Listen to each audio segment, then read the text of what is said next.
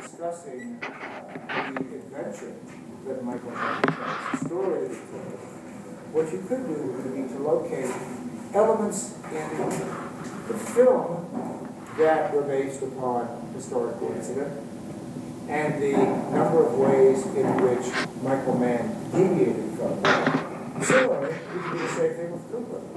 Cooper used many historical events accurately, or he based characters he created on stories. There is no Chingachgook, there is no Uncas, there is no Magua, there are no Monroe sisters, although the Monroe on which Cooper based his character did have 3 children, 2 of whom were daughters.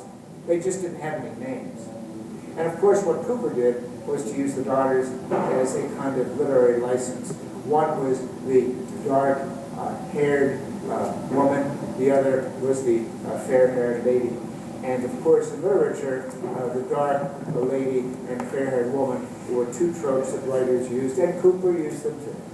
In the same way that Cooper made Magua the bad Indian and Uncas the good Indian. So, applying license to his story was certainly Cooper's right, and certainly it was Michael Mann's right. But the interesting thing is that both of them were based upon actual documents that in fact became spelled.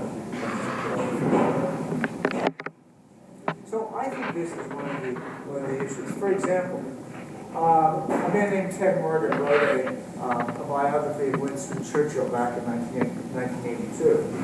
And he began it by saying that Winston Churchill, young Winnie, was spanked into the world. And we know what that means. And that has always been somewhat of a mythical, obstetrical practice. But how do we know that's true? Similarly, later on in the novel, he talks about Winnie's nanny, Mrs. Morgan, who helped with young Winston's toilet training.